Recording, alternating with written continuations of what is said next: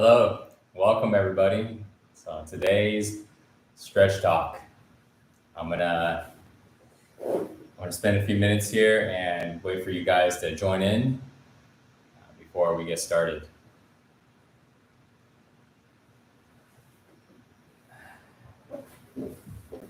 Just gonna warm up a little bit. We're gonna be doing some stretching today as we talk about the subject of how to be more agreeable. When you jump on in, just say hello in the chat. See a few of you guys are jumping in. And also, we're going to be stretching together today. So I'm going to guide you through different stretches. So welcome. See you guys are joining in. For you guys are just joining in, we're going to be doing stretching together today. I'm going to guide you through different stretching poses as we talk about the subject of how to be more agreeable. I just finished a live coaching session in Flow Tribe, and that was a topic that we just dived into. I want to share with you some of the things we talked about.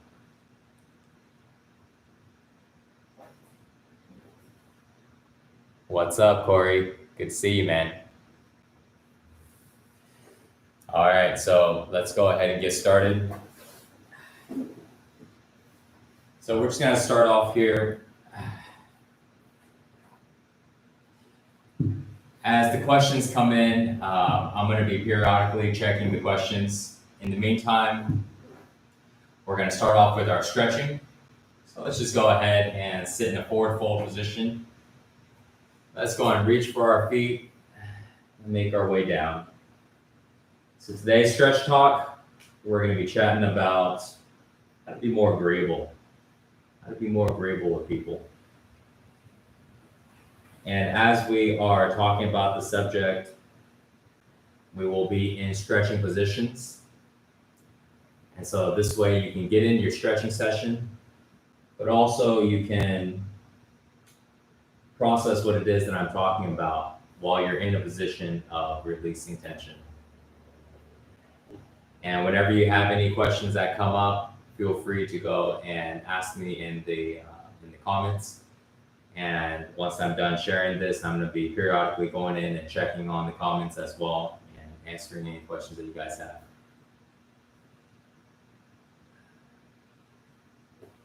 So let's go into a pancake split. So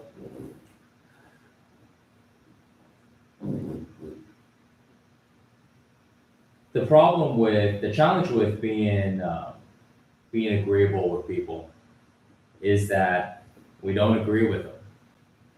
They have different ways of thinking. They have a different opinion about something.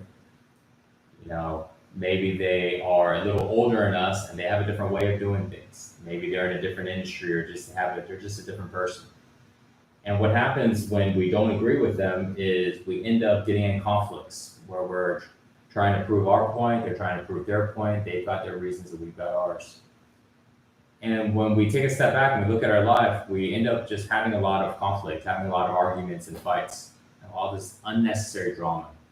This can happen with friends. It's really bad when it happens with coworkers because you see them all the time. This happens with families, with spouses and girlfriends and boyfriends. These are people that you live with. These are people that you see very often. And when this is happening, your life isn't really nice because you're having fights all the time. You're always arguing about something. And so today I want to talk about how to be able to become agreeable with them. Okay. So this way you can learn how to be in flow. You can learn how to be able to let go of like that resistance between the relationships. You can actually cultivate more love between you guys. Have better energy between the people. Let's go into a right leg stretch now. We're just going to be holding the positions here, just taking your time. You can go far or you can just kind of take it easy. We're not going totally into the stretch, just whatever feels good. So if we look at the basis of why we are getting into these debates when there's a difference in opinion, why can't we just go and be okay with what it is that they're saying? Why do we have to have it our way? Why do we want them to agree? A lot of times, the reason why this is happening is not because you guys are thinking differently. We can't expect everybody to think the same. It's because we want them to think we are right. We want to feel understood. We want to feel respected. We want to feel smart. We want to feel validated. So then we end up having to get into these arguments to try to prove our point to somebody. And when we have that approach about something, let's go and switch legs. Let's go to the other side. When we have that approach about something, we're never going to be able to stop arguing because we're not going to be able to agree on everything. And so the problem has to do not with the fact that we are around people that we disagree with. The real problem is the fact that we need the agreement. We need the validation. We need to feel smart, feel right, feel that we have permission to be the way that we want to be, to think the way that we want to think. But we don't need to have that. We don't need permission from other people to live the way that we want to live. We don't need permission from other people to be able to think the way that we want to think.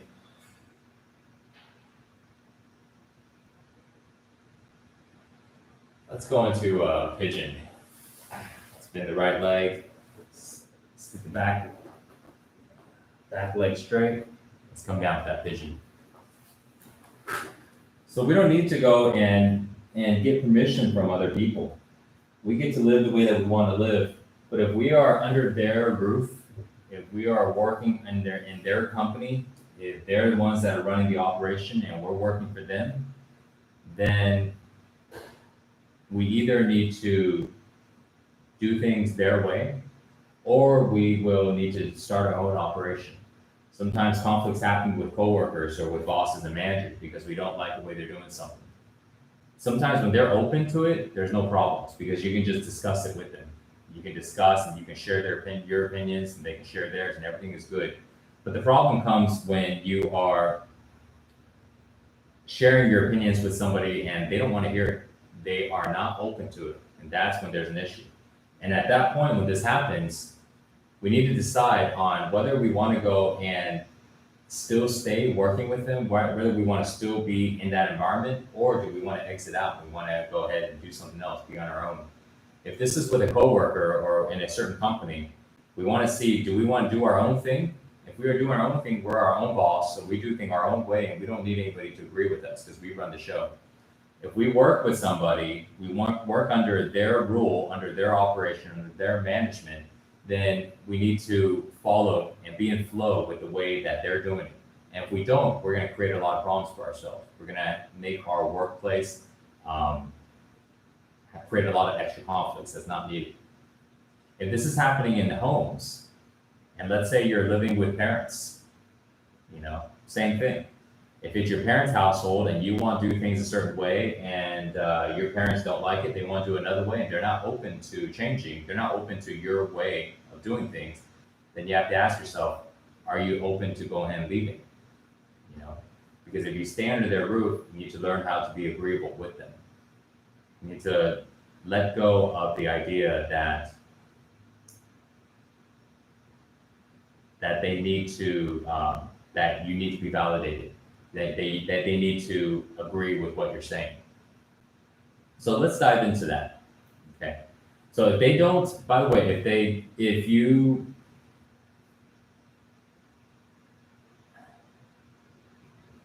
let's go and switch sides here.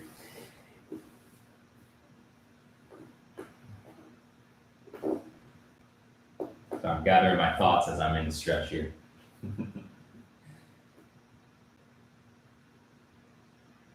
If they don't agree or if they're not open to discussing about things and you're in a parent's household, then you have to ask yourself, would you like to go and move out? Would you like to have your own home? If you can't or you don't want to, then you want to learn how to be agreeable. because the last thing to do is to create all this conflict being at home. Same thing with work. Same thing with having a girlfriend or boyfriend or spouse. You want to be with this person. If the answer is yes, learn how to be agreeable. So let's dive into that. Let's dive into how to be agreeable. So the first thing about how to be agreeable is, number one, we don't need to have validation. We don't need the approval. We don't need the acceptance. Okay, recognize when this is happening. When is this happening to where you're arguing with somebody because you're trying to prove yourself to be right? You're trying to prove your point. It's not about the truth, because they have their perspective of something and so do you. Okay, let's go into a spinal twist. Let's lay down our back. And the fact is, you guys are both right. You're right in your perspective because of your experience, because of the way you see things, and they're right in theirs. And so therefore, instead of trying to change their opinion about something, realize that, switch sides. Realize that when you are agreeing with somebody, you're not changing your ways. You're not saying that you're wrong. You're simply giving them respect. You're simply respecting their opinion. You see, respecting their opinion versus having the same opinion is totally different. When we respect somebody's opinion, all we're saying is that, hey, I respect what it is that you're thinking, and I'm not trying to impose a different opinion onto you. I'm not trying to get you to think about something different. I'm not trying to change your point of view. I'm not trying to change you. Let's go into a ball, double knee to chest, give yourself a nice big hug.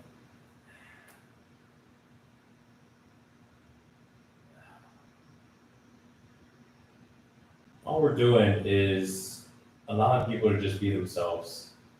That's what we're really doing when we are accepting the way they are, and we're learning how to agree. We're giving them respect. We're saying that I respect you as a person, and I respect how you're thinking, and I can accept you. Let's go ahead and relax our arms and legs. Let's go into a plow.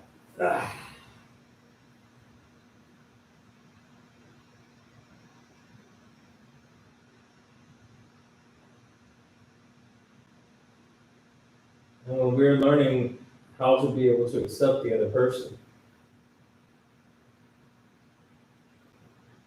Let's go ahead and slowly come out of this. All right. Well, we're learning how to accept other people the way they are. When we can accept them, we can agree with them, because we're not challenging our own way of being. We're not challenging our own way of thinking. We are so sure in our way of thinking, we are so sure in our way of being, that we don't need to prove it to somebody else. We don't need someone else to validate it for us. We're not saying that this is the way that I am, and I need your approval to let me be this way. And if you don't agree with what I am saying, I can't be this way. I don't have permission. So I need permission from you. You see, when we are trying to convince somebody to agree with us, that's essentially what we're doing. You may not think it that way. You may go, well, it's the actual thing that I'm talking about. No, it's not. You got to look deeper. Okay. Think about it. When you're sharing something with somebody, you can tell when they're not open to listen to it. You can tell when they just are really, really defensive. And when you can recognize that, what do? Do you just pretend like you don't see it and just kind of keep on going? Or are you very obvious and you look at it and you realize that they aren't open to hearing what it is that you're talking about? And at that point, if you were to ignore it, what would be the reason for ignoring it? Right? You're like, when we do that, we're literally just asking to be in a fight, asking for the argument, asking to create the conflict. There's no point to do it. So when that happens and we can see that they are not open to seeing it in a new perspective, they're not open to agreeing with what it is that we're saying. You can see that they got their defenses up. At this point, we stop trying to go and share our way of doing things, and we listen to what it is that they're wanting and be with the flow and agree with them. And remember that agreeing with them is respecting their opinions. It's showing somebody respect. It is showing them that we accept them for the way that they are, for the way that they think, for the way that they act, for the way that they like to live. And we are respecting that of them. Everybody wants to be respected. They want to feel free. When we give that to somebody else, we are telling them that I respect you the way that you are. I respect the way that you live. I respect the way that you see your life. So I am not threatening your way of life. I'm not threatening the way that you like to do things. Okay. When you do that to somebody, they will really appreciate it because other people don't know how to do it. Okay. So when you are that person that can do that for somebody, everybody loves you. Okay. Because when you're around people that usually you don't agree with, you're right in flow with them. You know how to navigate with them. And when you're around people that you agree with and they're just like you, it's easy, it's effortless. So no matter where you're at, whatever situation, you're always in the flow. This is what it means to be in flow. Like a water that fits into this shape and then it fits into this shape. You are like water. When you're around people that have different points of view as you flow right in with them because you're not challenging the way that they see their life. You're not challenging the way that they do things. You hear what it is that they're saying and then you just agree because you don't need the validation. You don't need to prove it to yourself that what you're doing is right for you. When you're around other people that are very similar to you, you're also in flow. And you can actually build more. You can be more open. Learning how to navigate and learning to become present so you know what situation you're in. If we learn to only operate in one way, we are very, very strict, we're very rigid. That is not flow. It's like water that only can take one shape. That's not water now, right? It can only take one shape. We want to be able to take any shape so we can be in any environment around any people so we don't have to now control everything in our life so much. We don't have to control so many people that we're around because we can flow with those people. We can flow with these people. We can flow in that environment because it's really hot. We can flow in this environment because it's really cold. We can flow in that space because it's really big. We can flow in this space because it's really small. It doesn't matter. That is self-mastery. Some people think that it's all about trying to be a certain way. And it's all about expressing, this is the way I am, this is the way I am. But what they're actually doing is they're holding on to this identity, holding on to this way of being. And they're saying, this is the way I am, and I can't be anything else. So either you need to fit my shape, either you need to fit my ways and my thinking and my ways of doing things, or you can't fit with me. And now we have a problem. We're going to have resistance. When people are like that, they can't be in flow. They don't have flow. They have to control everything around them. Because if somebody's not just like them, there's too much conflict. So they have to make sure everybody around them is just like them. They have to make sure the way that they do things is exactly the way that they want. Other people around them are doing things the way that they want. They have to control everything. It's a lot of work. And their life is really contained. We can't experience. We can't have open experiences. We can't have newness. We can't have exciting new things. We can't be surprised because we're having to control everything. So when we learn how to be in flow with everything, we learn how to agree with people, we can now flow with everything now. All right, so now I'm gonna go check some questions here and some comments. Dylan, good to see you. Wolf, Adrian, Exa, my girl, good to see you guys. Deborah, Pampa, FH King. All right, good to see you guys, man. Plus Ultra, Mike, you're our legend. Yeah, thank you, appreciate you. What it do, Mike? Wolf Chen, this is hard for me to hear. I'm attached to my opinions. Totally understand, man. You're attached to your opinions because without your opinions, you don't feel good about yourself. You're still seeking the validation. You know, it's okay. All right. You have to first accept that this is happening. It's okay.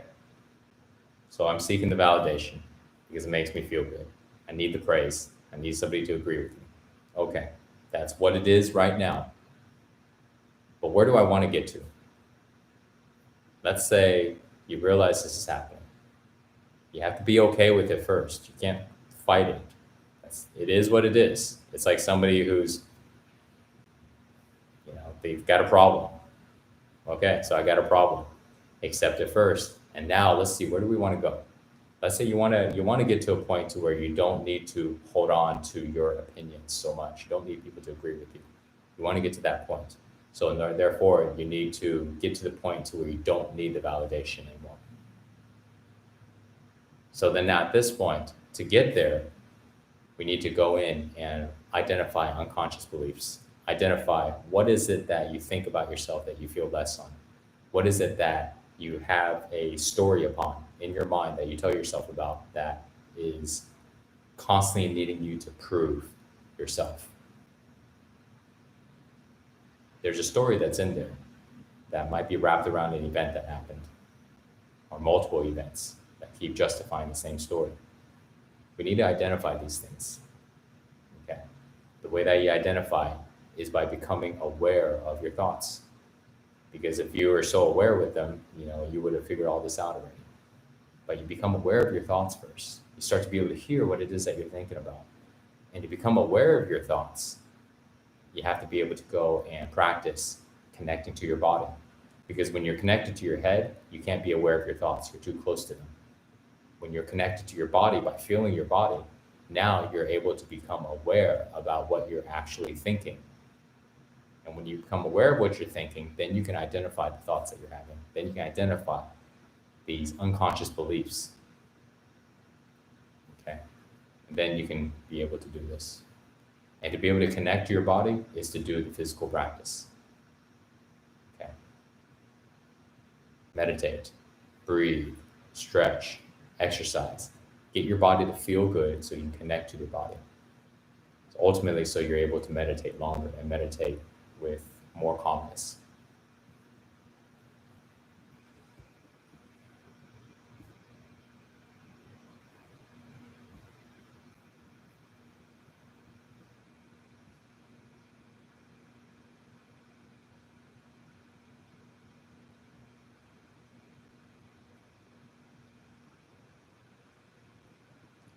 Okay.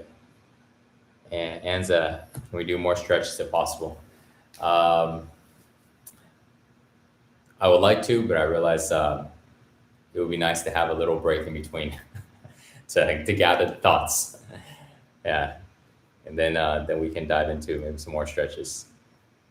We'll definitely always start off. We can start off these stretch talks by going into stretches first. Get a little stretch, get a little warmed up.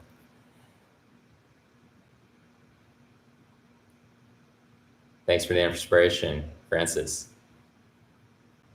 You're on my first fitness inspiration, plus ultra.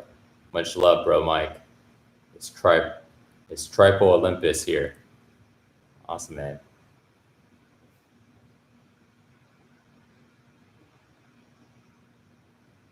Thank you for the wonderful comments, man. I feel you, man. Corey, love you, Mike. No homo. Thank you for training me the last 8 years and for the spiritual advice. Appreciate you, Corey. Yeah, thank you guys, man.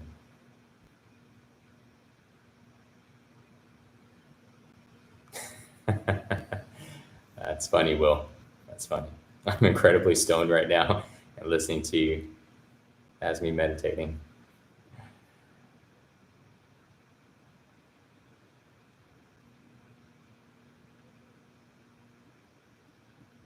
Mm, it's a good point. Pompadour hairstyle, bro. Mike, I believe that's I believe that you became very strong because you was very weak in anything in life. Yes, it's a good point. I wasn't always very strong. I had a lot of weakness in a lot of part of my life. It's a very good point. And I believe that that's why the weakness was there. It gave me a reason to go and figure out how to be stronger, how to be physically stronger because my body was weak, how to be mentally stronger because my mind was weak, you know, how to be emotionally stronger because I dealt with so much anxiety and loneliness and anger and all these problems. And so, because I had those problems, it gave the motivation, the fuel to go and figure it out. And because I was able to figure it out, now I have the ability to share it with you guys, and help you guys figure it out too. Yeah.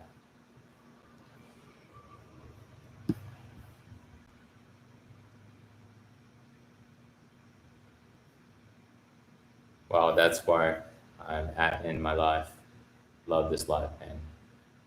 Adrian, appreciate you, man. You've been a great inspiration for me, and I want to thank you for what you do, Mike. Great to see you back and look forward to more of the great things you share. I'm glad you guys like it. Um, how can I train doing the splits? You gotta just start getting into the splits every day. You know, get into the splits. You know, you just start off. You just start off getting into a position wherever you're at. You just hold it there. Hold it there for about 20, 30 seconds, you know, and then afterwards get out of it so you can relax. And then you get back into the same position. And you just keep on going, keep on going, keep on going. And you want to do it about every day when you're doing it. If you're too sore, give it a break. And if you're not very sore, you know, after a day or two, then do it again. And over time, you're gonna be able to go out a little bit more, a little bit more. No, it just takes consistent practice.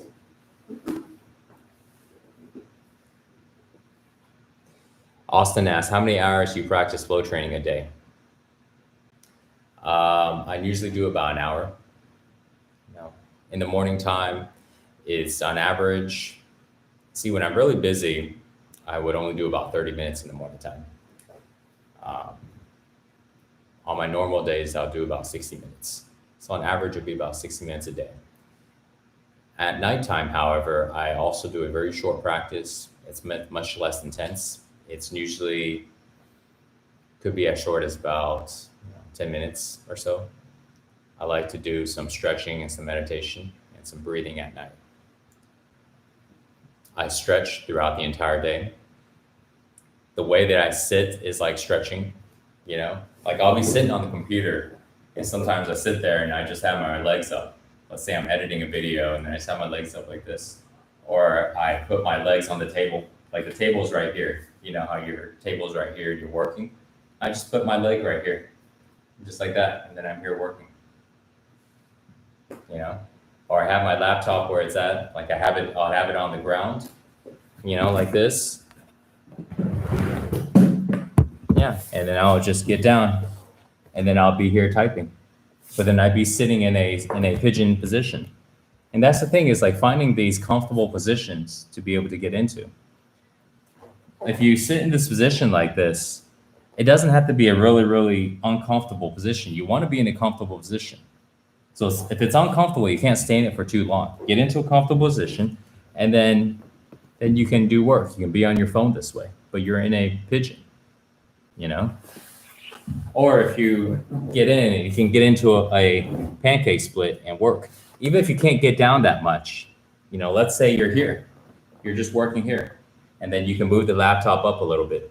So you're slightly just right here. And it doesn't matter where you're at. Your legs can be not very far, and you can just be like this. You see, this is not too much of a stretch, but even leaning this way.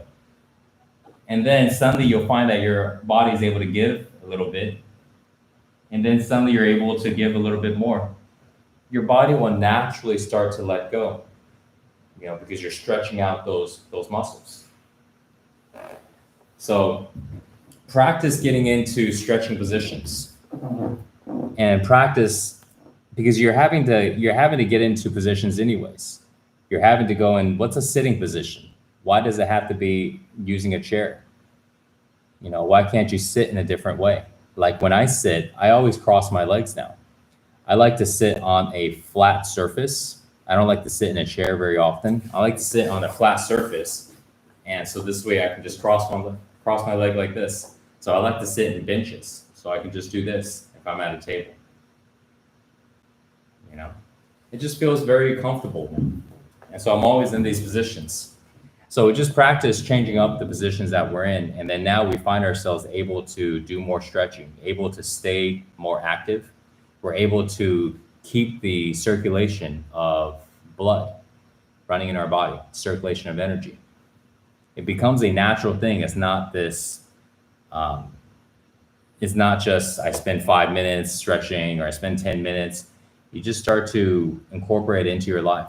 It becomes a lifestyle. We don't look at working out and fitness the same way. It becomes part of how we move, how we sit, how we engage with our electronics, how we engage with other people.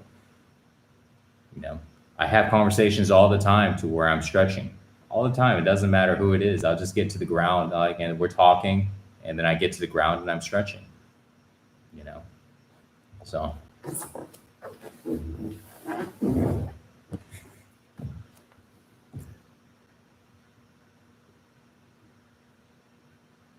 It must be divine timing because what you're saying resonates. Thank you, Mike. Melee rising. Awesome, man. Divine timing it is.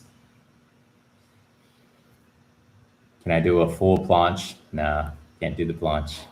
Never practice on it. How many times do people exercise per day? Apex asked.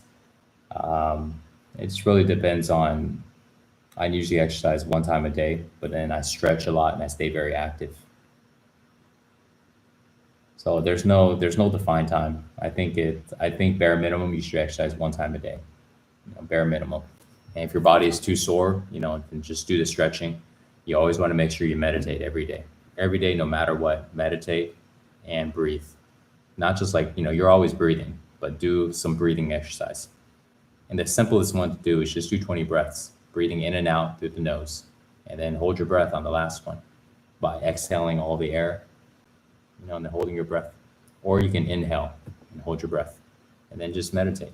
That's the bare minimum that you want to do every single day, because there are days to where you're very sore. So that would be the best thing to do to give your body a break. On the other days, make sure you're getting your workout. But as far as how many times outside of that, it's really up to you. You can do it as many times as you like. Base it on the way that your body feels.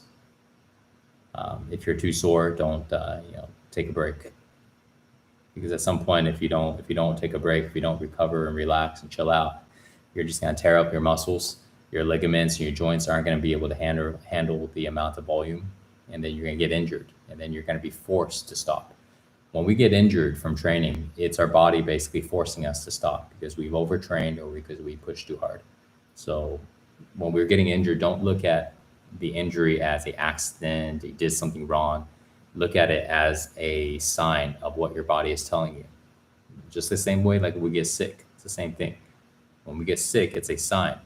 What's wrong with our body? Because our body's supposed to be strong enough to fight off things. So it doesn't matter if there's dirt, if there's bacteria, if there's some disease, it doesn't matter, But when our body is sick, when our body's not doing good on the inside, everything matters. Everything's affecting us. So when we do get sick, don't look at what's on the outside that's causing it. Look and see what's happening on the inside. Why is my body weak? What am I doing to get my body to be so weak that I get sick? What am I doing to my body that's so weak that my body gets injured? That's how we want to look at it. That's how we take control over our life.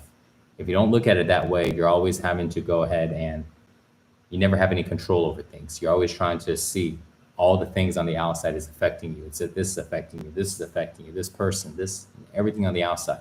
You have no control. You're trying to change everything on the outside. But when we go and control it on the inside, we control the health of our body, we control the mindset of our mind, we control our emotions, we control everything on the way we feel. Now, life is easy. We don't have to worry about all the stuff on the outside. We can be in flow with it all.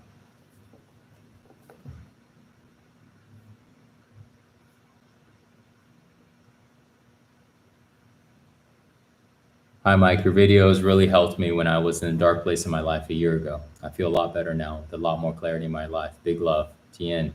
Awesome, man. Guys, if these videos and these talks, if they resonate with you, and you guys want to go and train with me, join Flow Tribe. You know, you can join into the coaching calls. We can have full-blown conversations, and we can dive into specific things that are happening into your life. And it's a really good place to go ahead and develop yourself, you know, mentally, spiritually. So I really highly recommend it. People are getting really good results in there. And it's a very intimate relationship that we have with everybody. So it's really awesome. So I recommend it, you know, flowtribe.us. You know, I think will be really good for you guys that are really interested in training. And these videos have really helped you.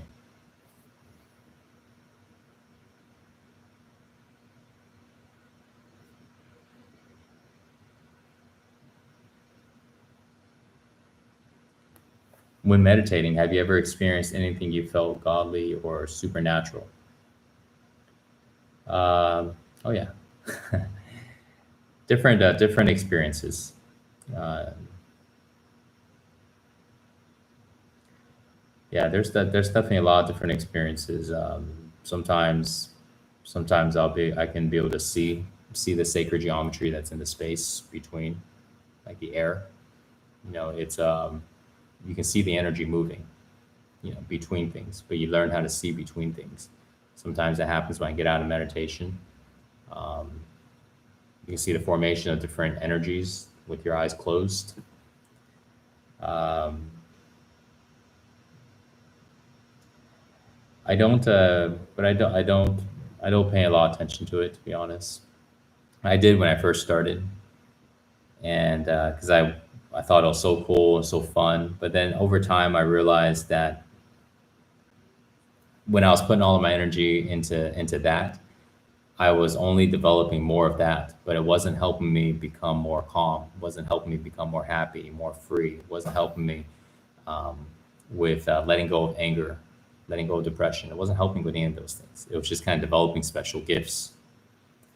So I stopped, I stopped focusing on that, and I started to just practice on learning how to be present, learning how to get my emotions right. So it's been many years now. So I wouldn't say I have, I had different experiences, but yeah, nothing insanely extraordinary. Yeah. I had times to where I'm so far from the ego. There's just a immense sense of presence, but an immense sense of oneness. That I spent a lot of time in.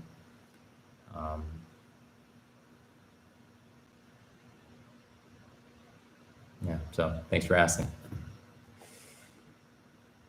10 years ago, when I got into bodybuilding, I watched your videos. You helped me achieve my goals. My self-confidence grew and I became stronger. Good to see you back on YouTube, Mike. Thank you, Mike. Rich. Thanks, Rich, for sharing that, man. Good to see you here. Good to see you here. Training together still now. We can dive into developing other parts of us now. Right. First, it's like body. I feel like there's a lot of people that are going from bodybuilding into more of developing their mind. Because at some point, we realize that it's nice to be strong, but there's only a certain amount of gratification, and it's not any better. Getting any bigger, getting any leaner isn't feeding the depthness of our soul. It's not feeding the depthness of that inner strength. It's almost just only boosting ego. Yeah, at some point people start to realize that. And I think naturally their interest kind of switches. And I don't believe that bodybuilding is not a bad thing. It's a really good thing because it's an introduction for people to connect to their body. But it can only take somebody so far. And at that point, once somebody has developed these habits for exercise, they can take bodybuilding into another level to where they're connecting to the energy in their body. They're connecting to the feelings in their body. And they can still be bodybuilding at the same time, but they start to change the way that they're bodybuilding.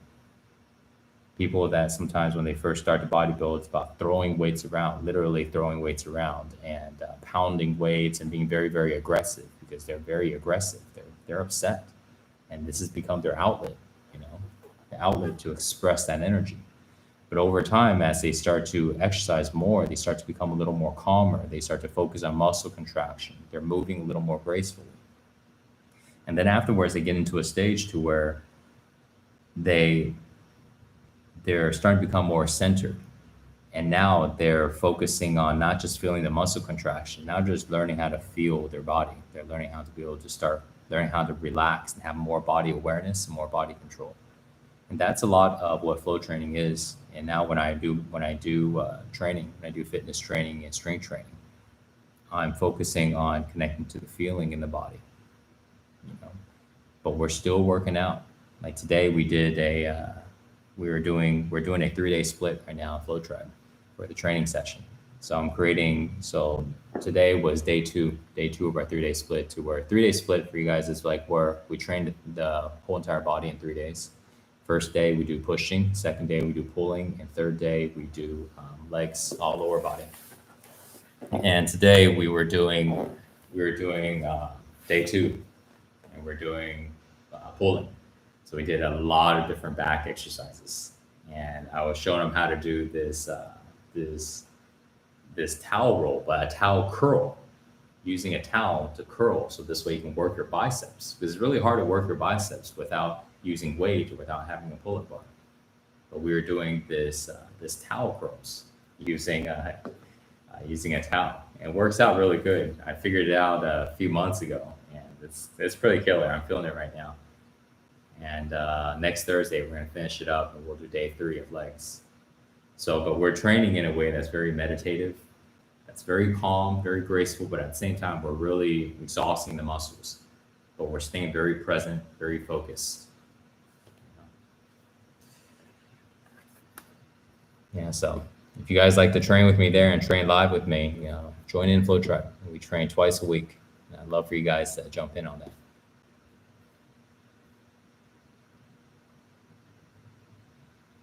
Jarek just wrote, "Hi, Mike. I'm from Philippines. I'm 19 years old. Keep on doing your workout to minimize the mind chatter every day. Start my day with flow training to connect to that feeling of calmness. It's awesome." Nice, man. Great to hear that, Jarek. Yeah, keep it up, man. Keep up the good work. Top Q, do you work your abs every day, or do you add it into a split? When I'm actually serious on training my body, I work abs about every day. In flow practice, naturally we're always hitting the core, because we do a little bit of leg raises. I'm doing the strikes, I'm doing the jumps, so there's always some core movements anyways. But this style of training that we did today, see, when I do flow training, because there's 4 different parts, so there's different focuses. Today's training and the next few sessions of training is on muscle building. And so out of the 4 parts, first one is circulation and energy flow. Second one is strength. Third is stretching, flexibility. And the 4th is stillness, right? Breathing and meditation. Today's workout was really focused on muscle building. And so during muscle building, we're doing abs all the time, every single day, and we're doing those splits like I was talking about, pushing, the pulling, and the lower body. When I do flow training and we're focusing on flexibility, then all we do is minimize the other 3 parts, and we focus on the 3rd part. And when I'm doing flow training for meditation, I do the same thing. I minimize the first 3, and I spend more time on the 4th. and vice versa for circulation and energy flow, mobility. So the magic about this type of training is it can fit into anybody's goal settings. And the goals will evolve and change. Sometimes you might be interested in muscle building, and then other times you're interested in stretching. And then sometimes you're just more focused on mind chatter, on getting rid of it. But when we're changing our focus like that, it doesn't mean that we totally want to eliminate everything else, right? It's like we still do care, we just care a little more on one aspect versus another. Let's say you care a lot about mind chatter because right now you're dealing with a lot of stress. You know, work and school and whatever's going on, it's it's heavy. And you're like, I really want to get rid of this mind chatter. That's what's most important for me. So then you put a little more focus in part 4. You know, you spend more time in breathing and meditation. But you're also doing part 1, 2, and 3. And then other times when you are you're wanting to go ahead and transform your body more. You want to build a little more muscle. You want to burn a little more fat. You want to get a little more athletic. That doesn't mean you totally just want to let your mind just wander off. You still want to have that presence, but you're a little more focused on physical body. So that's when we spend a little more time in part 2, but we still go through all 4 of the parts. We just start to divide up the time differently. So now we're always doing all 4 parts no matter what, but how we focus on what areas, on what part depends on our life, depends on our goals. And what this does is it helps you develop the ability to know how to take care of your entire self. Not just your mind, not just your body, but everything. Your mobility, it can help you become more flexible. You get to learn how to do it all. And because you're doing it all every single day, you're just having a different focus. And you can have your focus to be, let's say, in the mind, because you really want to let go of the mind chatter. So you spend a couple months really diving more into meditation and breath work. So you just do the bare minimum for the first 3 parts. And then later on, you really care about mobility. You're getting into sports. You're taking on this new thing. You want your body to be more active. So instead of having to go ahead and look for a new way to train, a new a regimen, you do the same regimen, but you spend more time in part 1 now. Before, you might have went through part 1 in maybe just like 5 minutes, but now you spend 20 minutes, 30 minutes in part 1. So your body's really, really fluid. You're very, very agile. And so then this way you can have it fit into your life.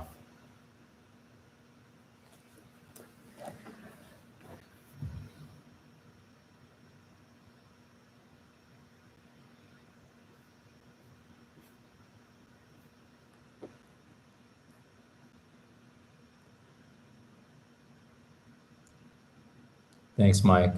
I like you a lot, man. Your 35-minute flow training vid helped me many times get out of bad states. Awesome, man. Good job. Yeah, good job, man. Here's something from Z Ronin. Hi, Mike. This is an off-topic question. Growing up, my dad was absent, and I just want to know if you perhaps had an absent dad or not. How would one deal with becoming a man without that father figure? Well, my dad wasn't around much either. He traveled a lot. So it's mostly just my mom and my sister. And so we weren't really close. So I can understand. And I think a part of that, like what I was sharing earlier, was where the source of a lot of the lack of confidence growing up. Lack of confidence, the lack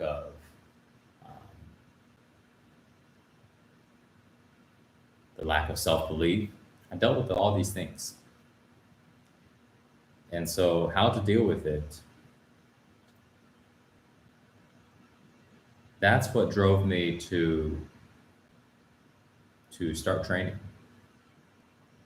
That was a big driver to start training my body, so this way I can feel stronger, so I can feel more confident.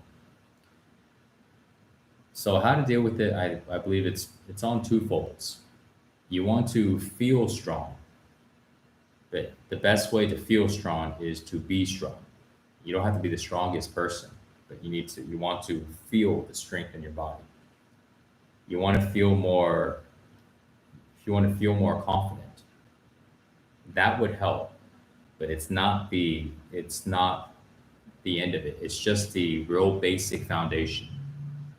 Because outside of that, there are stories in our mind when, from growing up, we may have stories about how like something happened and we don't believe in ourselves. Something happened we messed up on, and now we're not confident in ourselves and what to do. When we have stories like that, that basically gave ourselves this agreement of this is the way that I am, like we agreed with ourselves that this is who I am. Those agreements that we made, those agreements start to define the way that we see ourselves. And when we're not confident growing up, it's because a lot of times because we didn't have an example to mirror. We didn't see, here is how a confident person acts. Here is how a person who believes himself acts. If we don't have that around, we kind of have to mimic that from midair. We have to go look at other things like movies and other people and all this stuff. So now we have the opportunity. We have the opportunity to change any of those uncomfortable, those lack of confident habits and ways of being by first training our bodies so we can feel strong.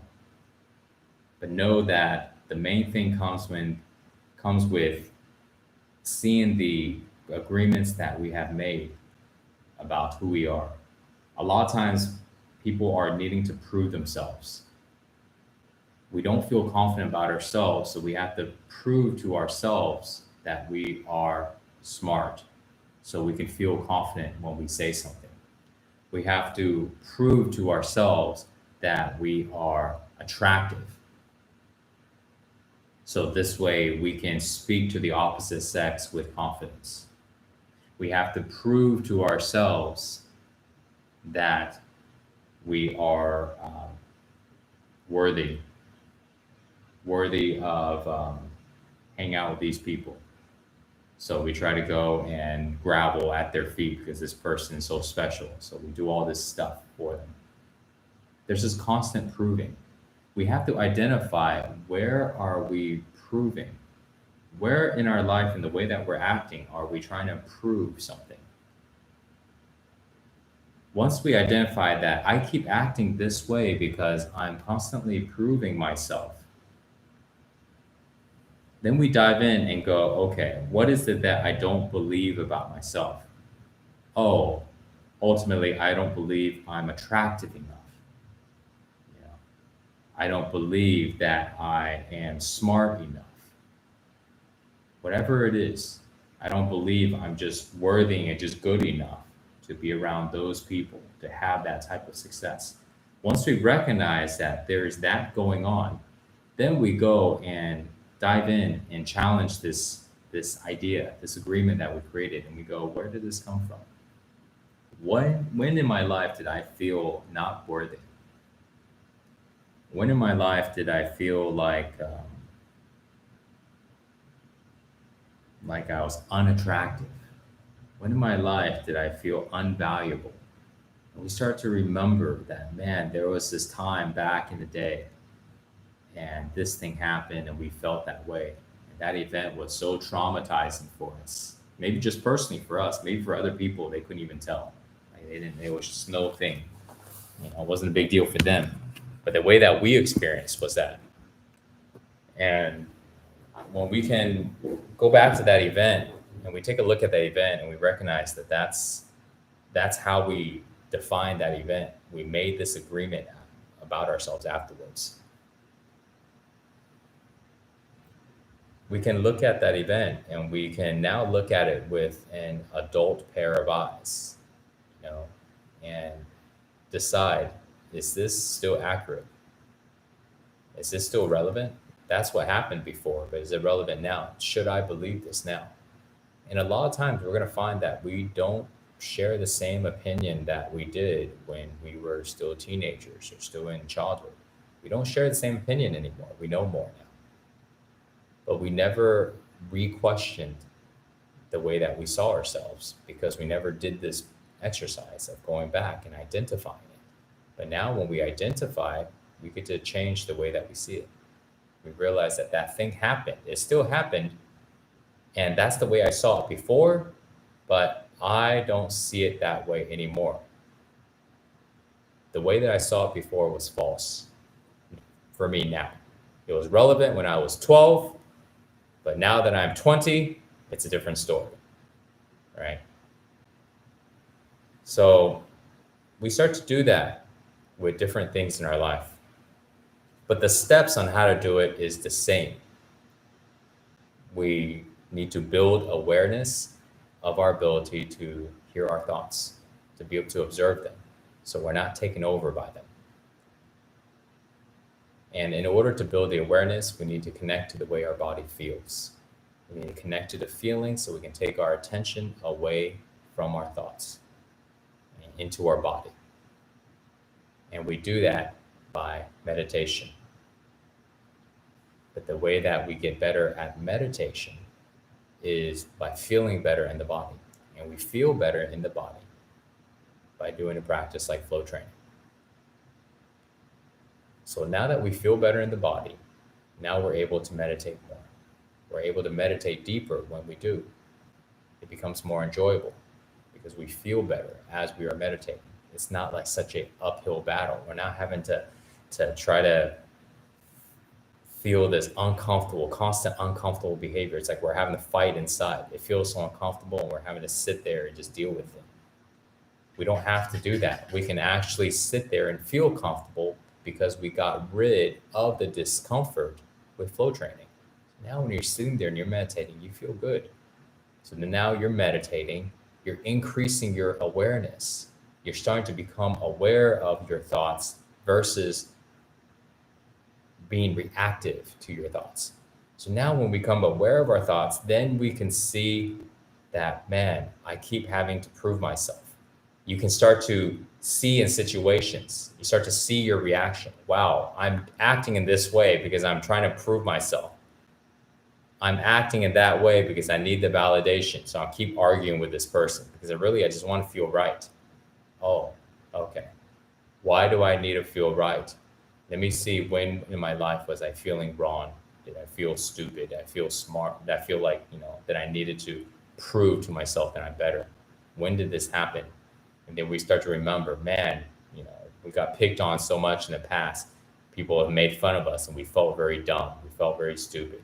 And we needed to go and now prove to them that we're smart. So then it just became this idea that I constantly need to go ahead and prove myself, that everybody needs to agree with me in order for me to validate myself. So then now we realize where it came from. We decide that we're not going to do that anymore. That's just a thing of the past. So now at this point, we focus on retraining this habit.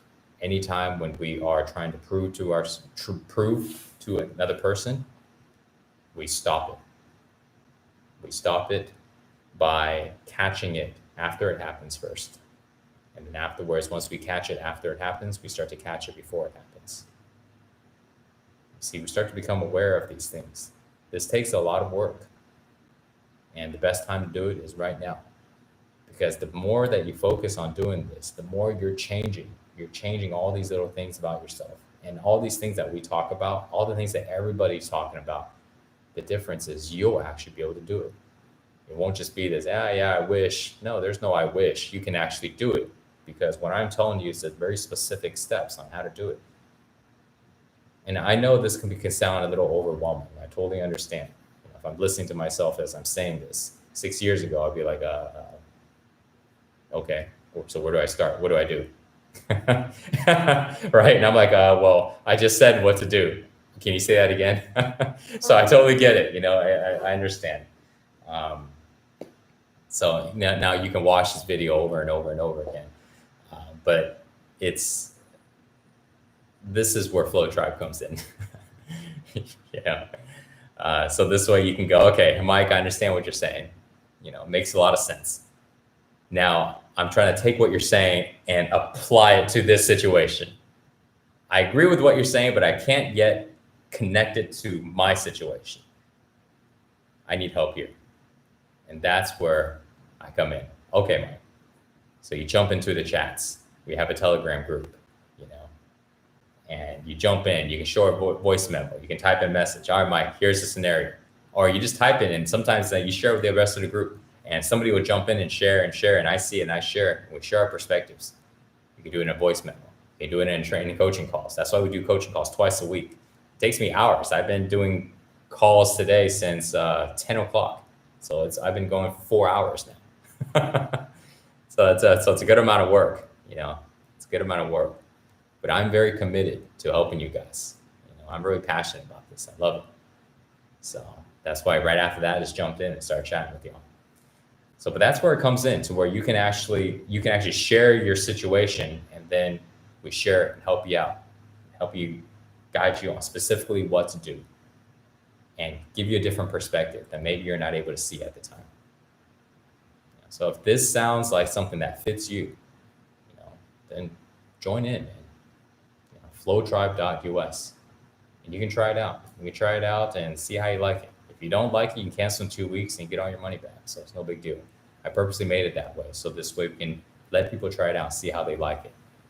It's $49 a month. That's it. You know, and I made it really low, even though I put in hours and hours every single week. And I know people that charge a lot for this stuff. And this is not a workout type of, just a workout membership, even though we train our butts off. But what we're talking about is a lot more deeper, like the things that we share here, except we do it back and forth. You know? So, all right, guys, I'm going to look through the last couple questions here, and then I'm going to grab myself some breakfast.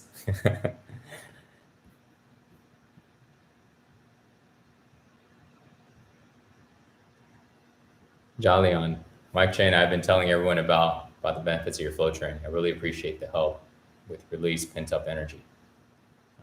Wonderful, man. Get as many people going as you can. And that's the thing. Another thing is, if you guys that are doing the practice, show other people how to do it. Show your friends, show your family. Everybody can benefit from feeling better in their body. It doesn't matter their age, you know. So show them, teach them how to do it. You don't have to do it perfectly.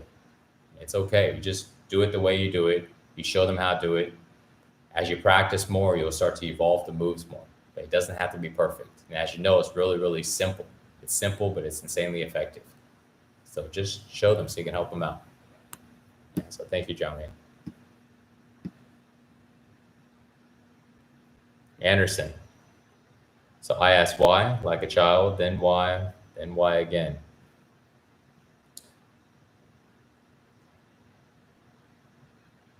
Then why again. Yeah, exactly. You keep asking why until you start to get to the basic roots of what's causing you to have this agreement about the way you are. I am this way because of this. Why am I this way? You know, why do I believe this? Why am I always needing to prove myself? Why do I need to make a whole bunch of money? Why do I need to have such a great body? Why is it so important? We start to understand ourselves. That's the great thing about it. Let's spend our time to go ahead and learn more about ourselves, because it's our life, and the way that we make decisions, we need to know about ourselves. So this way we can know how to make the right decisions. Because everybody's just making decisions. But the more that we actually know about ourselves, the more that we can be aligned with ourselves.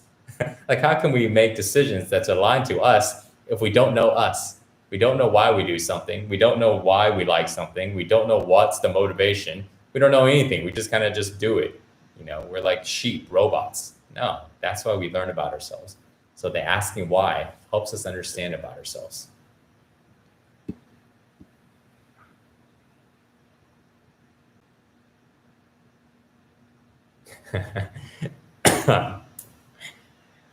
Shark. Wow, you did have evolved a lot. You're 100% another person. Like, I remember years ago, 8 approximately, you were just muscles and craziness. No, you spread positivity and new methods of workouts that do benefits. Yeah. Yeah, I learned how to recreate myself. You know, I was determined to do it, and it feels good. That's why I'm telling everybody that you can do it.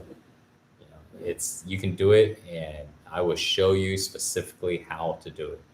So you don't have to. There is no this is the way I am. We can choose to be the way that we want. We can choose to be it.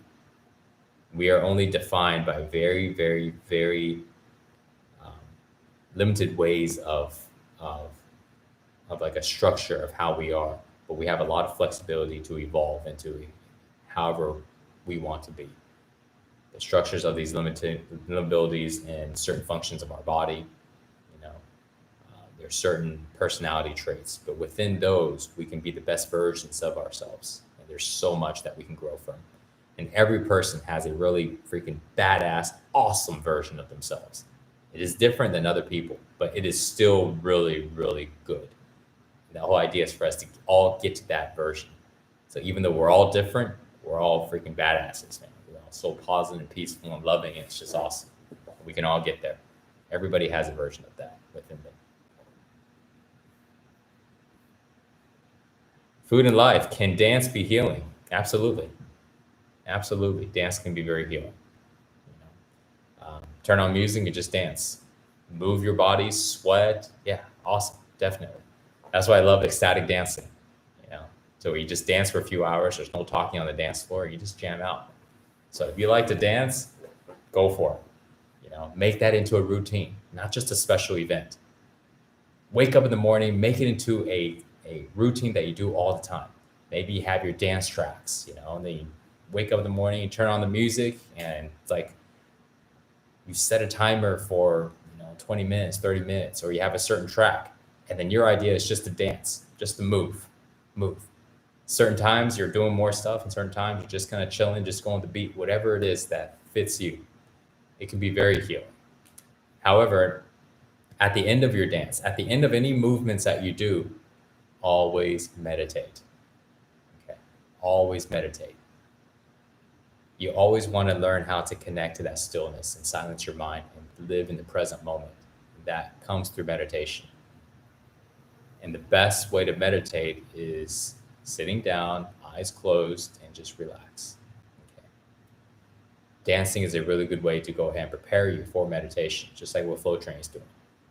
Okay, so it helps move the energy. It helps loosen up the body. So when you're able to when you're meditating and you're sitting there, you're feeling calm. You know, so it's a great question. Calvin, I need to try it. 2 weeks money back guarantee sounds good. Yeah, try it out, man. You know, and when you jump in, say hello to me. All right, when you jump into the tribe, say hello, introduce yourself. You know, say, hey, I'm Calvin. You know, and just tell us a little bit about yourself, about why you joined, like what your goals are, and then you'll see all the members will jump in and say hello, and we'll just welcome you. You know, so yeah, love to see you there, man. Ivan asks, so do you regret selling six pack shortcuts because you went ghost? By the way, been here for years. I remember I was in the middle school doing your workouts. I'm in college now. Yeah, Ivan, no, I don't regret it at all. Selling six pack shortcuts and getting out of that is how I'm able to be the person that I am today. You know, so I don't regret it at all. It allowed me to be able to evolve. You know, it was the right move to do, and I knew it deep, deep inside. You know, I knew it deep inside, and all the attachments that I had around it when I had my experience where I woke up that energy inside of me and just it was easy to let it go, you know, because I shifted. I wasn't in the same state of mind. My mindset entirely changed because I was prepping for that change. and I won't dive into it in today's video, but I talked about in interviews before. A lot of people ask, why'd you leave? Why'd you leave? You know, so I dived into that. But when I had that change, it was easy for me to leave. But there were still a lot of other attachments I had to deal with. But no, I don't regret it at all. It's one that I do. It was part of my journey because being there allowed me to be able to learn everything that I had that allowed me to get to this step now. And so it wasn't a good thing, it wasn't a bad thing. It was just part of my evolution. Thanks for asking.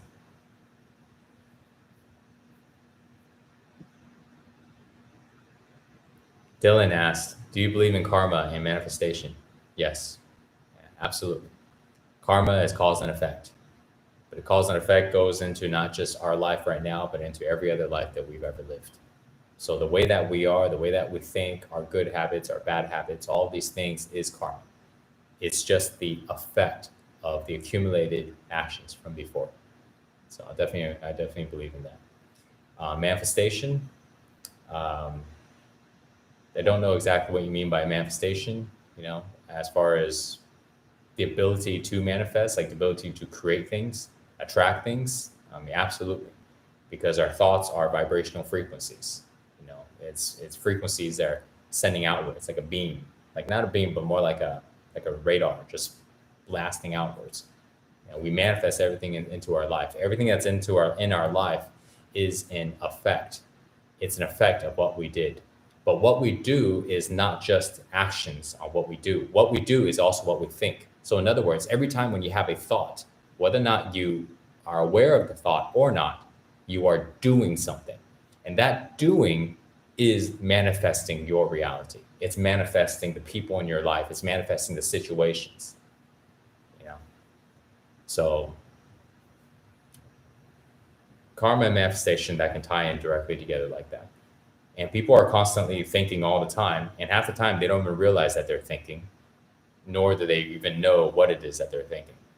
So then they wonder why they don't have any control of their life and that they're falling up. They seem to be a victim to what's happening. Well, because they're not even realizing the things that they're manifesting, because the actual manifesting component, which is their thoughts, they're not even aware of. They have no idea what they're thinking of. Their emotions is also manifesting. It's attracting everything in. Our thoughts go out and our emotions pull it in. And their emotions, they're not feeling their body. So they have no idea the things that they're attracting in. But yet they're constantly doing it because they're constantly having emotions. And then one level more is they're not even aware about their reactions. They're just doing things, you know, like this constant reactions. So people, this is what we call being asleep. People are very, very unconscious. And so going back to what I was talking about, increasing the awareness by doing the practice, by doing flow training, by diving deeper into meditation and building the awareness of our thoughts, the awareness of our emotions, and the awareness of what action are we actually doing. Not constantly reacting, but why am I doing this thing? Why am I putting this thing in my mouth right now? Why am I going here to say yes? Why am I doing this? Understanding what we're doing. Now we can start to manifest a different reality, a reality that actually is aligned with what we want.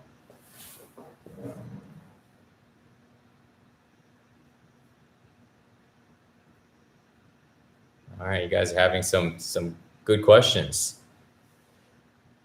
Okay, let me see if I can get through a few more of these questions here.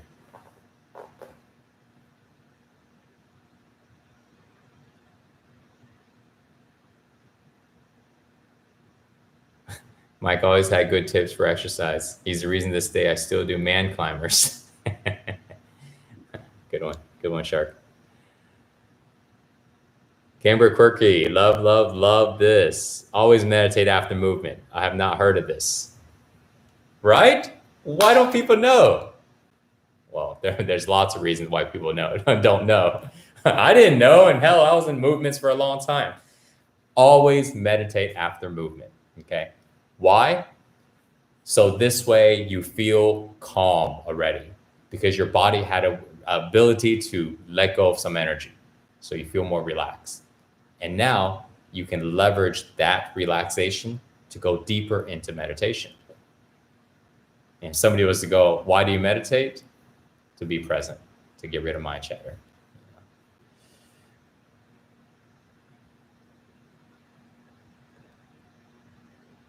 All right, Jamie, God bless you, Mike Chang. God bless you, Jamie. Thank you. Going to try this, Kimber. Awesome. Yes. After any movement, dancing, jogging, running, working out, whatever it is. Okay. Yoga, especially that, right? Every yoga session should end with meditation.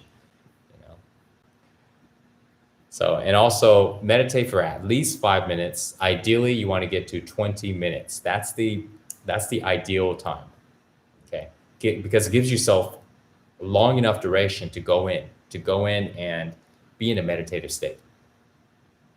The more that you meditate, the easier it is to get into a meditative state, the faster it is. And a lot of times you don't get out. Even when your eyes are open, you're doing things, you're still in a meditative state. But when you don't do meditation a lot of times, it takes a little while to get in. So you're sitting there, in the first 5 minutes, you might just still be kind of calming your mind. And then 10 minutes in, you're still working on it. And then at the 20-minute mark is usually where you drop in and you start to get into a meditative state. When you do movements, it helps get into the state faster. When you do flow training, when you're done, you go right into meditation, you can drop in faster because the movements were designed specifically to move all of the energy, not just a little bit here, a little bit there, but everything from your head all the way down to your feet. So this way, when you do sit there, you're already in the meditation state. So within minutes, you're able to dive in deeper. But no matter what, always do it.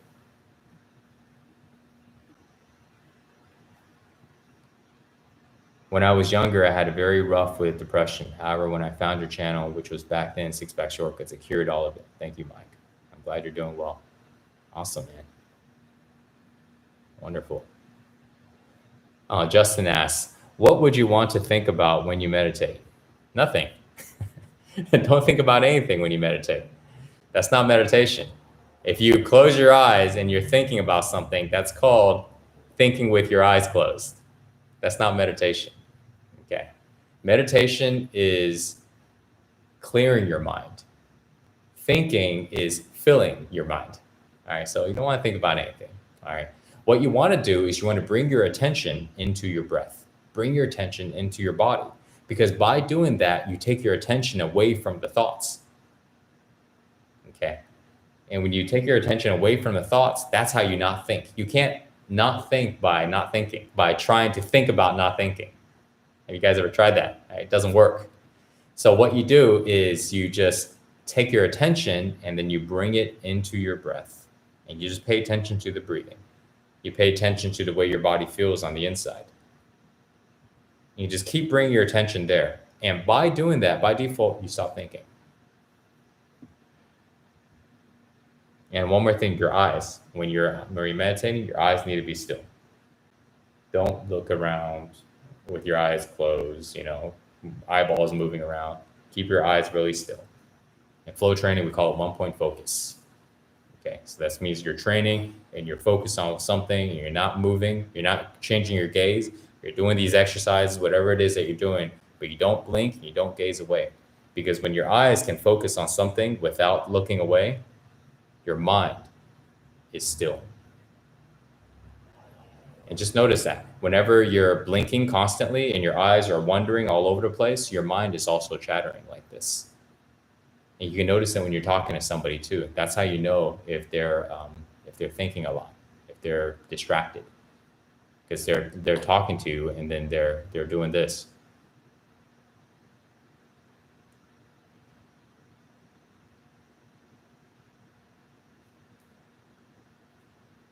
All over the place.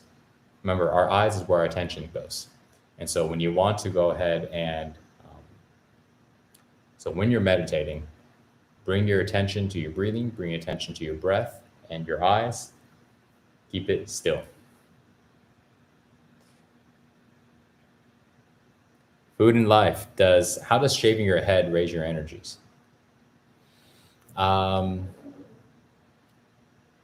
I wouldn't say it raises your energy. I would say it kind of clears your energy. Shaving your head. So your head is like your hair. Your hair is like antennas. You know, your hair is like antennas. It's not just for the function of fashion. Nothing is for fashion. It doesn't. Fashion is just something we made up. You know, everything has a function. You know, and our hair not only does it protect our head, you know, but it's also an antenna. And so when our hair is very long, it's like we have these antennas wired towards a certain type of frequency, a certain type of thoughts, a certain perspective. When we cut off the hair, we are severing the connection to those things. So if we are connected to a lot of things that we don't want to be connected to, we're thinking about a whole bunch of things that we don't want, we can cut off our hair and it will start to sever that connection. We would kind of clear it. If we keep our head bald, for example, then that helps us not get connected to anything in particular because we're cutting off those antennas. Okay. So it's not so much of a good thing or bad thing. It really just kind of depends. It depends on each person. Something that is taught when it comes to that is when somebody has a set way, like when their thinking is very aligned, when their thinking is very aligned to, it's not aligned, what's the way of saying it? When they're thinking right, when somebody has a very clear mind, they leave their hair. They don't cut it anymore because they're very aligned to the truths. They don't want to get rid of the antennas. But when they're younger and they're still kind of learning and they're still experimenting a lot of stuff, they cut their hair a lot. But once, as a person gets older and they start to align to get very centered and they get aligned to certain thoughts and certain connections to things, they don't cut it anymore. But of course, you know, that's if somebody is just constantly growing their hair and they don't like the way it looks, you know, you can cut it. It's not the thing that is so important. Because there's so many things that are changing, they're affecting our life. And if somebody doesn't feel like they're vibing with, you know, long hair, don't grow it. You know, just cut it. It's all good. You know, there's plenty of other things that we can do in our life to enhance our energy, you know, to enhance the way that we feel. So it doesn't have to be with long hair or short hair.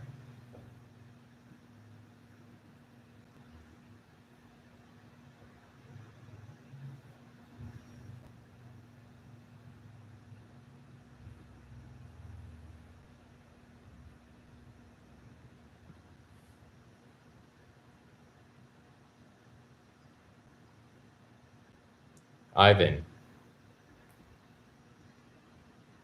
let's see. You're the reason I started training at 16 years old. I'm currently 25 and I'm still training. Just want to say thank you. Nixon, awesome, man.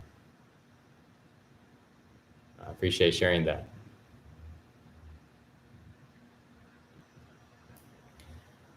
So Ivan asked, Mike, one last question. I'm an adult now, but for the sake of knowing, were you a natural bodybuilder back in the days? I was a natural bodybuilder for a while, and also an unnatural bodybuilder as well. When I started off way back in the day, I started off training when I was 11, you know, and then afterwards, when I was about 17, 18, that's when I started experimenting with all the supplements, you know, everything. And then after that, I started jumping off of everything and just stopped everything and just started training natural again. You know, so I've done a lot of everything. You know. And what I've learned is that ultimately supplements they have a lot of benefits, but they also create a lot of downsides as well. You know, it's there's a trade-off for it. The best way to get the training right is to get really good on your diet. Get really good on your diet and get really good on your training. And that's like 80%. Everything else is on top of that. Because when somebody jumps on a whole bunch of stuff and they get a whole bunch of gains, they're affecting a lot of their system. You know, they're putting a lot of stress on their system. And it doesn't create really good outcomes. So yeah, I wouldn't really recommend that.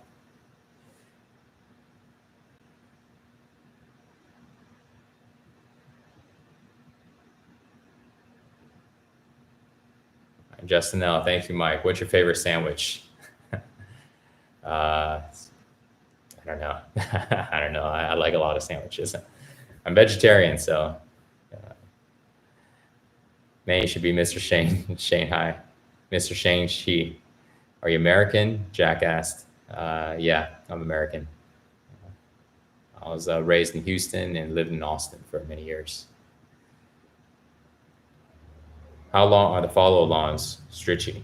They're anywhere from 7 minutes to 30 minutes, an hour, and some a little more than an hour. But that's the ones on YouTube. The ones in Flow Tribe, the same, but there's like hundreds of them. So all kinds of different versions, and they go all the way up to about 90 minutes, maybe even 100 minutes, and some as low as 7 minutes or 10 minutes, and just everything in between. And everything is also categorized in different sections. So you have meditation ones, you have stretching ones, or you have strength training ones, or you have like mobility and energy flow ones.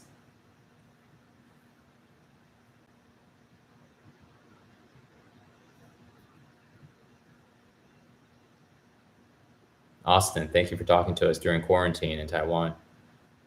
Oh, it's quarantine, isn't it? I didn't know. It's crazy, isn't it? Yeah. Well, my pleasure. My pleasure, man. Expression Road. Love your message, Mike. Love your hair. You like? How do you make sure I never miss your live videos? I have cancer and you seriously keep me going with your messages. Well, the best way to make sure would be to join Flow Tribe. Then you're jumping in live with me every single week, twice a week. On YouTube, it's just whenever I'm in the flow, I just jump on. I don't have any set times yet. So if you want to have if you want to connect with me every single week, Flow Tribe would be the way to go. Then we can connect every single day. See.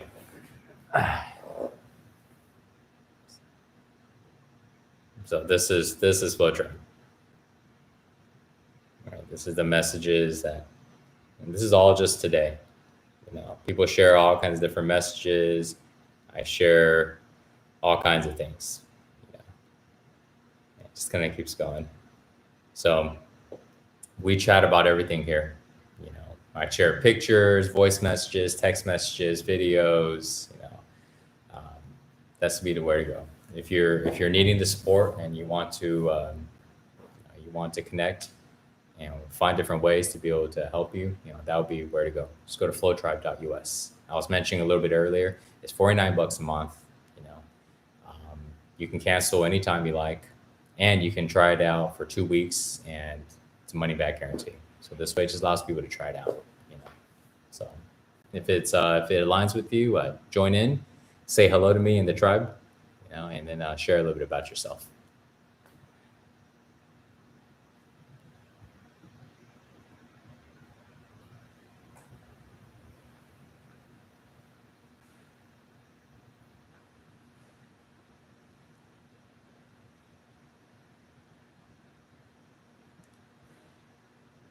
Ivan, do you go live often? I need to start hopping on these more often.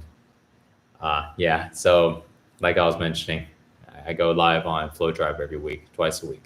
Every Thursday evening, my time here in Bali, Thursday evening at 9 p.m. and every Saturday morning at 10 a.m.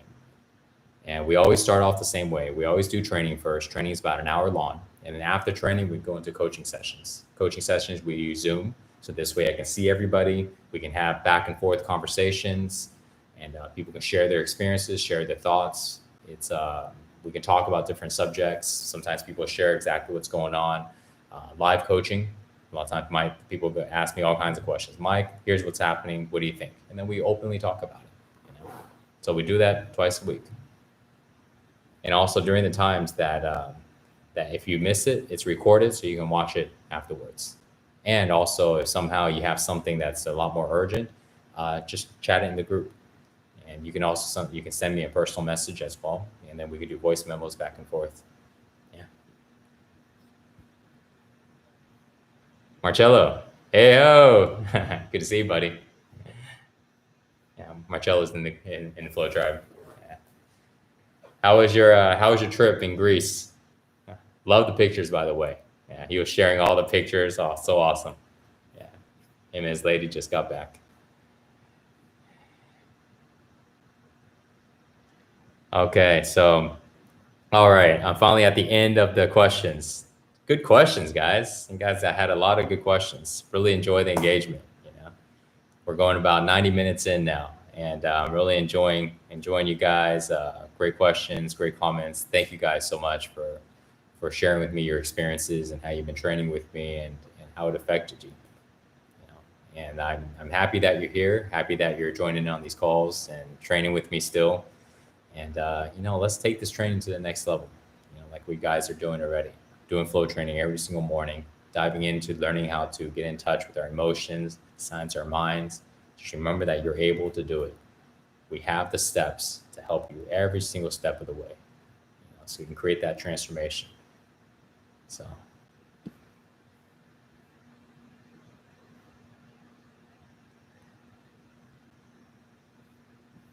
All right, last few questions here. Mike, do you still recommend? I'm gonna rapid fire on these last ones here. So, Dave, hey Mike, do you still recommend people doing weightlifting? Um, yeah, up to you. If somebody wants to gain mass fast, you know, much faster than weightlift, you could definitely gain it faster than calisthenics. You know, so that's for sure.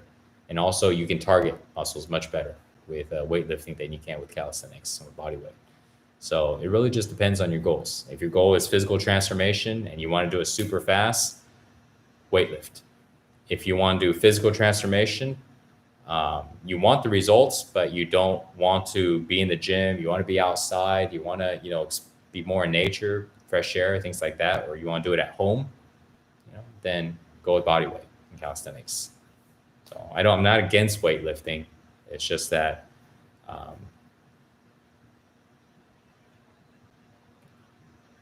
it's just a different way of training. I find training with calisthenics and training with body weight is a little more free. You know, your body doesn't feel as heavy. You know, but again, it's not a good or bad. It's not a good or bad thing. Weightlifting is not bad. You know, it's fine. You know, it's just really based on preference. How is living in Bali? Frank asked. Love it. Love it, love it. Yeah, love the lifestyle. Love the scooters. Love the scooters. Love the food. Love the beach. Love the weather. Um, yeah, uh, yeah. Feel grateful here. You know, yeah. Can't complain. I really love it. The locals here are really awesome. The culture here, everybody's very open, very free, very liberated. Um, so it's a nice place. Nice place. Um,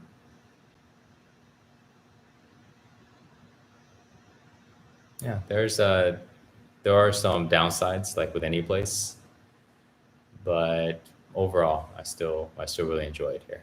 I'm really glad I'm here.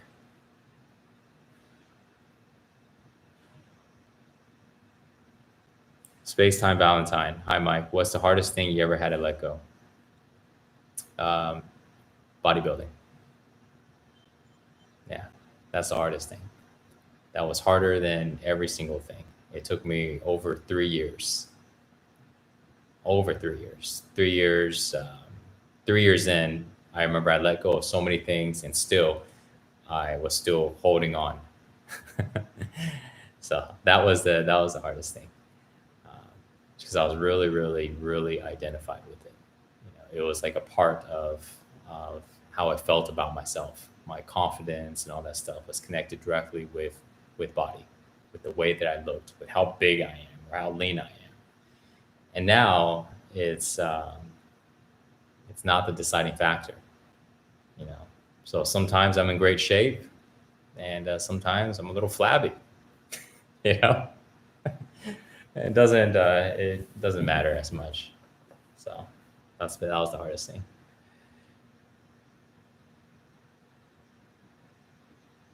I've been working out for many years because I watched your video, Louis. Man, good to hear that. Zen Pool Gaming, Mike Chang, I love you, bro. Love you too, Zen.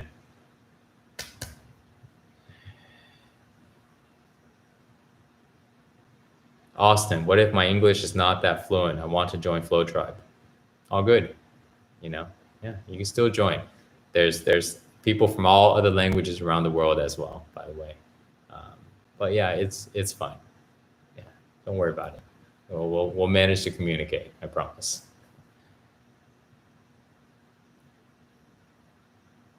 Can I just listen to others? Yeah, you can listen to others, but no, you can just share. You can share. You can share. You can just do the best you can. You know, do the best you can. It'll still work out. And plus, you can just give it a try. You know, just give it a try and see if it works for you. You know, but I believe it would work out. Jack asked, do I like boxing? I like striking. I like punching. If you're referring to like the sport, I don't follow it much. Yeah. Zen, your morning routine is the best. Awesome, man.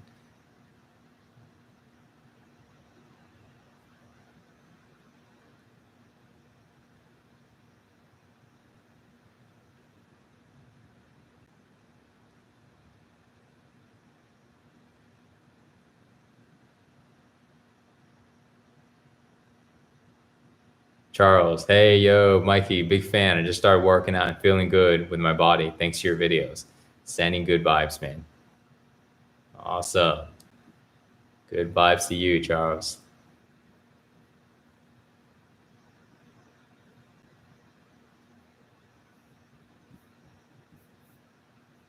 Okay. Jack, what causes change in mindset?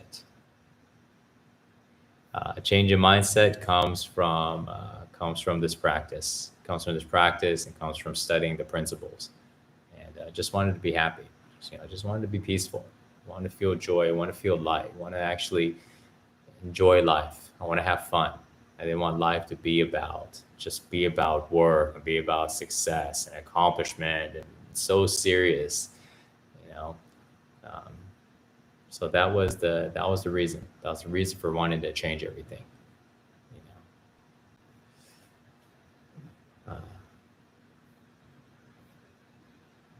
Hey Mike, would you be into joining us for a live morning routine session sometimes on our channel, Raising Caper? Maybe. Yeah. Maybe I check out your channel. Yeah, channel and see. Send me a message. Yeah, send me a message on support@flowtribe. support@flowtribe.us. You know, send me a message and then we can chat about it, see if it'll be a fit. And on the subject line, just put we chatted on YouTube Live. Justin Nell, much love from Canada. Yes, Canada.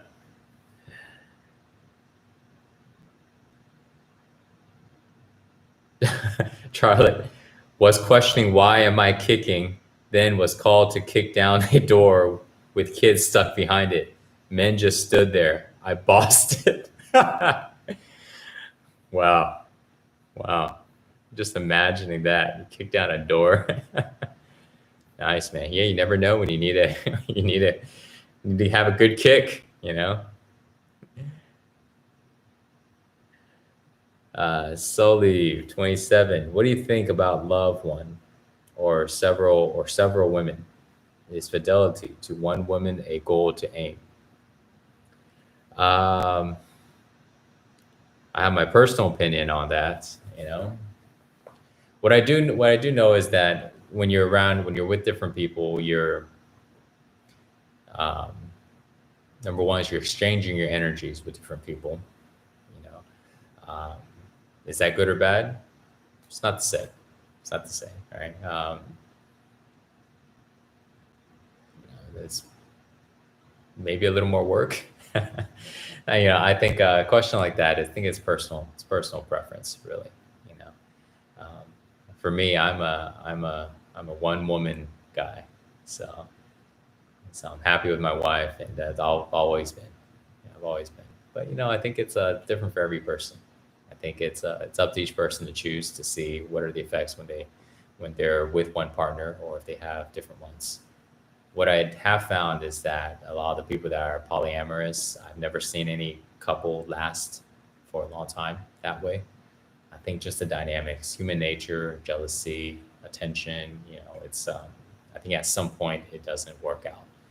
That's just what I've experienced. But of course, I don't know enough about it. I'm not in that world. So it's hard to say.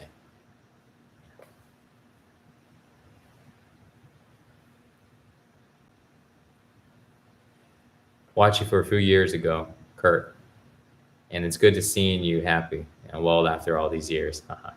I've been getting into flexibility and yoga lately. Any tips for back bridges? Back bridges. Well, I mean, I see people do some really awesome back bridges, and they're like using the wall. They're kind of walking back.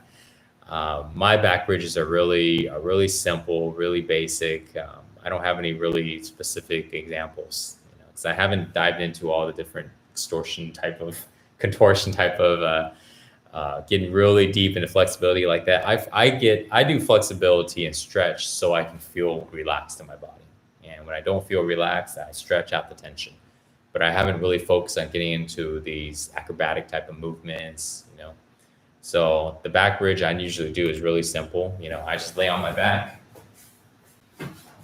And this is after stretching. So I don't do this without stretching. So I won't do it fully. But I have my legs bent, and I just come into this position, hands over the shoulder, and I just come into a wheel. And so I do this after I stretch out my body. But as far as getting into a lot of elaborate back bridges, I don't do those. So I wouldn't be able to give much tips on that. Yeah, but thanks for asking, though, Kurt. Jack, you're an inspiration. Thank you, man. Were you happy when you were bodybuilding? Um,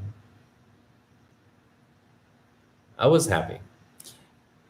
I was happy, but I was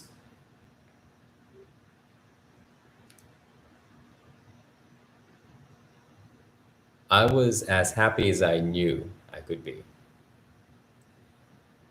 In reality, I was really stressed. I've always been stressed for as long as I can remember. So I'm working out, so I'm feeling good and I'm working out. Come home, things are okay. Then something happens, then I'm stressed. Something happens, I'm super blown and angry. Super mad, and then I chill out and everything's okay again. And then I get stressed and I get mad. Just an up and down roller coaster throughout my life, most of my life. Bodybuilding, six pack shortcuts days, before then, growing up, always been like that. That was just normal. That was just normal life. And then I look on the outside and I think that's this causing it, this causing it. And so it's not that I wasn't happy with bodybuilding. If I was to do bodybuilding now, it's not like I would just get upset or something.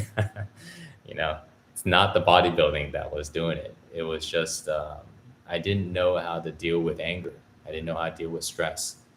I didn't know how to think in a way of flow. I didn't know how to do it. I had beliefs about myself. I had beliefs about how life should be, and those beliefs created all the problems. You know,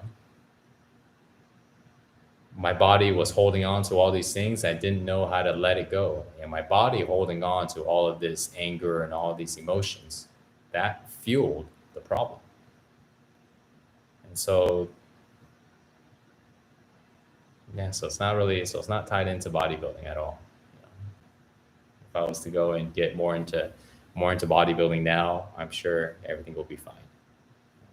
So it's more of learning how to do those things, learning how to let go, and learning how to tap in.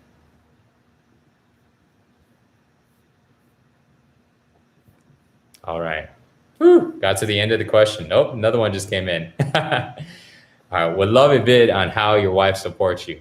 Oh, I should get Natalia on here. She'll be like, oh, she'll throw all my dirty laundry. I should be like, oh, well, Mike does this. I'll be like, oh man. uh, yeah, no. She supports me a lot. No, um, yeah, it's this will be the last question. um, she's very loving. So I do want to add, so she does a lot of these things because I do it to her. So it's like both ways. She looks at me in a very loving way. Like she'll look at me. She'll sometimes she'll walk out of the room, and then before she walks out, she'll turn around. She'll look at me. And she'll just smile, and then she turns around, and it's like that look of love. She's always looks at me with this loving look. Like after this call, I'm gonna walk in. I'm gonna go see her, and I'm gonna say hi, love. She'll be like, hi, honey, and she'll look at me and smile, and she'll ask me like, how was the life, and she's like very kind, very loving that way. Um, she supports me by letting me be the way that I am. If she asks me to go do something, hey, you want to go eat at this place? Nah, I don't feel like it. Okay. Do you want to go to this event? If I say no, no big deal. So she supports me by letting me have my own space. Um, she supports me by seeing if I'm not feeling something, she wants to make sure, like for her, it's very important that I'm happy, that I'm feeling good. But this is mutual. This is the same way that I treat her as well. I think when it comes to like relationships and stuff, it's like just having that nice energy between the two people. It's like every day we're putting in this energy. We're feeding this third energy between two people, feeding the love. The way that we feed our love is dependent on how we both recognize love to be. Like if somebody recognizes love as everybody should read the love languages, 5 love languages. Harley, I keep forgetting his name. I want to say like Steve Harvey or something like that, but I know it's not that. It's something else. But it's called the love languages, the 5 love languages. Such a great book, so solid, man. It's like a epiphany when I read that. But it basically talks about how everybody has like a different love language. Everybody recognizes love differently. So, for example, the love languages, one of them is physical touch. So if you touch somebody physically, they're like, oh wow, you love me because you're physically intimate with me. And it's not just sex; it's also just physically rubbing their shoulders or just being physical with them. Another one is quality time. That means just hang out with them, spending time with them. Doesn't matter what you're doing. You just go to a grocery store, spending time with them, just be in the car with them, right? Or just sit there and just hang out, do nothing. Doesn't even matter. Some people see that as an expression of love. Another one's like acts of service. So when you're doing something for somebody, when you're doing a chore or a favor of anything, any type of act of service, if they see that as their love language, then you doing that for them makes them feel loved. Another one is gifts. And if you buy them stuff, they're receiving some type of gift. They see that as love. And then the last one is praise, affirmations, words, telling them, I love you, wow, you look so beautiful. Thank you for this thing that you did. And just giving them words of affirmation. And so it's very important to realize like how our partner receives love. How do they like to receive love?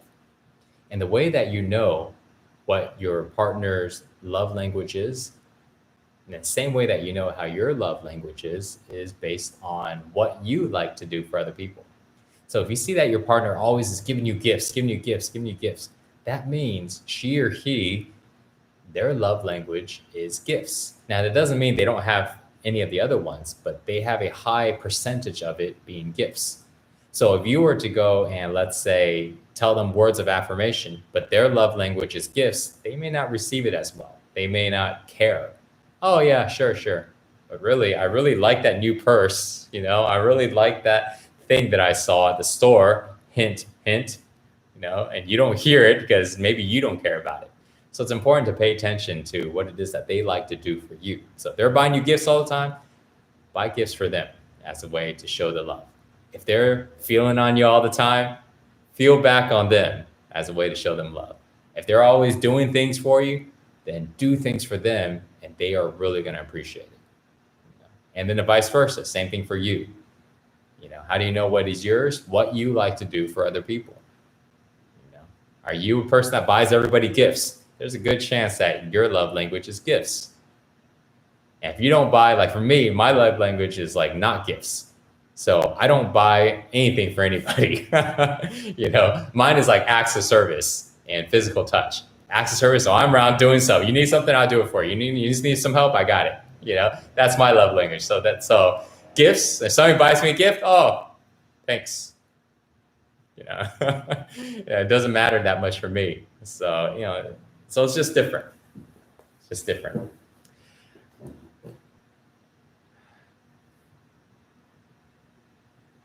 Almost there. Why is it so late? It's 2 a.m. where I'm at. Is this really live? Yes, this is live. I'm almost there, 19. Is he stretching at 2 a.m. in the morning? Yeah, I see. Stretching at 2 a.m. Nah, man, it's like 3:15 p.m. where I'm at. Yeah, we just got done stretching, just got done chatting about a lot of stuff, and we're ending the live now because I am hungry. It's been almost about 2 hours now, so good seeing you guys. Chan, are you still doing weight training? No, I'm not doing weight training much anymore. Just calisthenics and body weight. All right, so Justin, yes, have a good one, Mike. So good seeing you guys, Justin and Susan, Nada, David, Dylan, Shreyes, Six Pack Shortcuts, Rich, appreciate you, Mike, peace and love. Charlotte, Kurt, Noob, Jack, Sylvie, all right, Dave, Marcus, Spacetime Valentine. All right, Zen and everybody else that's on here. Hey, thank you guys so much for joining in, hanging out with me, chatting, stretching. Thank you for the insightful questions, striking up these awesome conversations. And if these videos helped you out, if you like these lives, like to chat and hang out and dive into these subjects, join Flow Tribe. Check it out, be part of the group and support what we're doing there. We're transforming our lives physically, mentally, spiritually, emotionally. We jump on, we do lives every week, every Thursday, every Saturday. And we've got an awesome chat that we do all of our communications on, right on Telegram. So we can chat about everything. We share everything. So I'm on here, available every day. All right, guys. So that's flowtribe.us, if you guys want to check it out. So love to see y'all there. So guys, have a wonderful, wonderful rest of the weekend. Have an amazing day. You guys are awesome. Thanks for joining in. And see y'all next time. Bye-bye.